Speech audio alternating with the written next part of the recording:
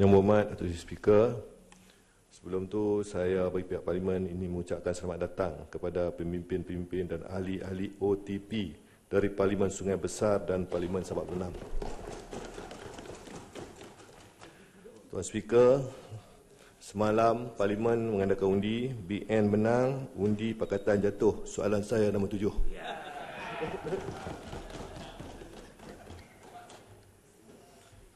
Terima kasih Tuan Yang Dipertua, terima kasih Yang Berhormat.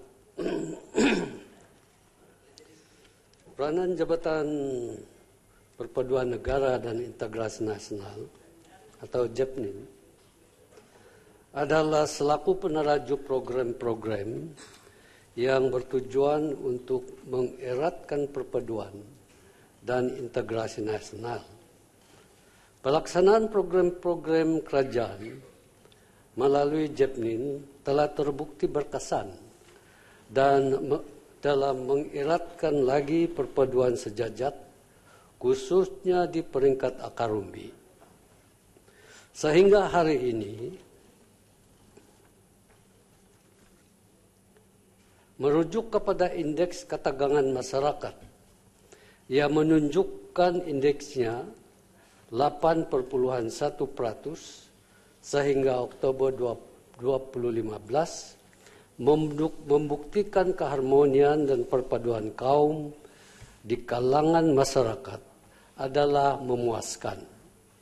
Di samping itu, kerajaan sentiasa mengambil pendekatan-pendekatan baru dalam memperkasakan program yang sedia ada dan juga memperkenalkan lagi aktiviti-aktiviti yang baru.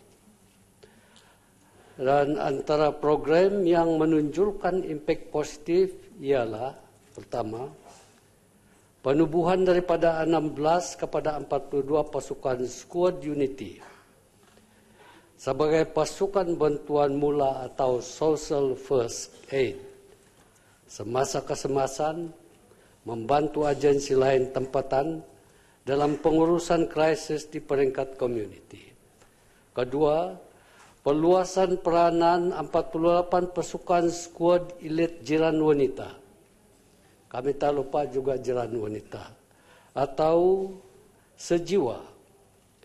Sejiwa bertujuan untuk menganjurkan dan melaksanakan aktiviti-aktiviti khidmat amal kebajikan, khidmat sosial, khidmat pendidikan sepanjang hayat yang menjadi keperluan utama dalam komuniti selaras dengan konsep prihatin dan sakna masyarakat.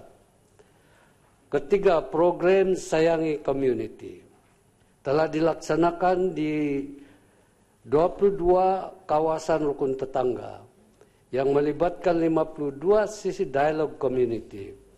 Di samping itu, sehingga Oktober 2015, seramai 1.028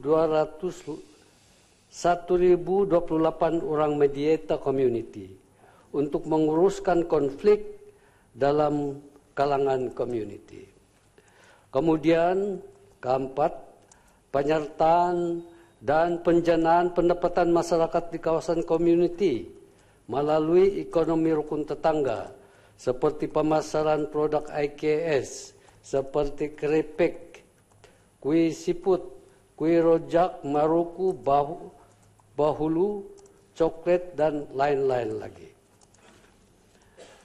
Kelima, kerajaan juga telah memberi pengiktirafan kepada satu proyek yang dilakukan oleh rukun tetangga, yaitu proyek inovasi rukun tetangga. Seperti proyek walkie-talkie do phone yang mendapat tempat pertama bagi kategori proyek harapan anugerah inovasi Jabatan Perdana Menteri. 6. Penubuhan 30 pasukan inovatif jiran wanita. Jiran pemuda juga dilibatkan dalam usaha kita memantapkan lagi perpaduan masyarakat di negara ini. Jiran muda untuk meningkatkan peranan golongan belia dalam menjana dan menghasilkan idea-idea baru yang kreatif dan inovatif. Ketujuh, rukun tetangga memberikan kerjasama yang baik bagi pelaksanaan program KOSPEN untuk memberikan suntikan baru kepada masyarakat awam agar bergerak cergas dan mengambil bahagian dalam setiap program dan aktiviti yang dianjurkan.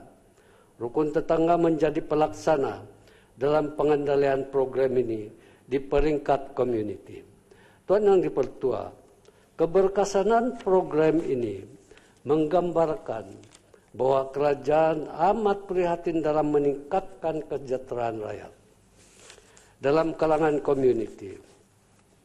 Walau bagaimanapun, berdasarkan pencapaian indeks The Country Well-Being Rankings overall and by Element 2014 dengan izin, Malaysia berada di tahap nombor 41 berbanding 145 buah negara lain di dunia dari segi tujuan 5% dan sosial 35%. Keuangan 34%, community dan sebagainya. Kerajaan akan terus memantapkan peranan JEPNIN melalui transformasi program sedia ada dan merancang antara program terbaru adalah seperti berikut. Blueprint NUCC telah pun siap dan telah diluluskan oleh Jemaah Menteri pada bulan Ogos tahun ini. Pada masa kini, ia berada dalam kajian semula untuk membuatkan satu plan tindakan yang konkret supaya pelaksanaan SOR-SOR yang dibuat oleh blueprint itu akan dilihat lebih berkesan lagi. Pada umumnya, ia menggariskan pelaksanaan secara integrasi dengan berbagai kementerian, jabatan dan agensi kerajaan, termasuk di peringkat negeri. Satu program yang baru lagi ialah cadangan meluaskan konsep pertanian bandar atau urban farming, kerjasama Kementerian Pertanian dan Industri Asas yang akan dilancarkan pada 19 November tahun ini melalui penandatanganan Memorandum of Understanding dengan Jabatan Pertanian Malaysia. Selaras dengan komitmen kerajaan melalui rancangan Malaysia ke-11 untuk mensejahterakan rakyat bagi kawasan-kawasan yang mempunyai ruang yang terhad khususnya di kawasan bandar dalam melaksanakan projek pertanian secara kecil-kecilan. Projek pertanian bandar memberikan banyak manfaat isi rumah kepada yang terlibat. Tuan Yang Dipertua, program-program ini dilihat mampu memberikan suntikan baru kepada semua melalui pelaksanaan rukun tetangga dan kepada masyarakat awam untuk bergiat cergas dan mengambil bahagian dalam setiap program dan aktiviti yang dianjurkan. Pada masa yang sama, akan terjalin dan membentuk satu ikatan ukhuwah yang kukuh dan akhirnya membentuk perpaduan dan keharmonian yang dikehendaki oleh semua. Sekian. Padang Sah. Yang Amat Speaker, saya mengucapkan tahniah di atas usaha pihak kementerian dalam melaksanakan tugasnya untuk mengeratkan perpaduan di kalangan kaum negara ini. Tetapi saya lihat di sini melalui kajian yang kita buat dan juga pendapat-pendapat pihak-pihak universiti yang buat kajian, perpaduan kaum ini terdapat masalah di kalangan kanak-kanak. Kita tahu bahawa Jabatan Paduan ada buat program di kalangan tadika dan sebagainya dalam masyarakat. Tapi di peringkat pelajar sekolah rendah, maka di sini terdapat sedikit masalah di mana terdapat sekolah-sekolah vernacular yang diambil kesempatan oleh pihak-pihak pembangkang, terutamanya pihak-pihak parti pembangkang untuk menyemarakkan lagi semangat perkauman yang negatif. Jadi kita lihat di sini apakah peranan perpaduan Kementerian Perpaduan ini, terutamanya kepada pelajar-pelajar sekolah rendah ni. Sebab di atas hak-hak kebebasan bersuara, hak asasi manusia, mereka masuk sekolah vernacular ni ataupun sekolah jenis kesebaan ni, dan mereka ini di sinilah tempatnya bermulanya perpecahan kaum yang terdapat. Dan kita lihat di peringkat Asia Tenggara, hanya Malaysia sahaja yang mempunyai sekolah vernacular. Walaupun pembangkang buat rujukan di Singapura pun tidak ada sekolah vernacular. Jadi kita lihat di sini peranan harus dimainkan. Apalagi apabila kita ni pihak kerajaan, kita banyak menambah sekolah vernacular, sedangkan program perpaduan di peringkat sekolah vernacular ni kita tidak buat. Terima kasih.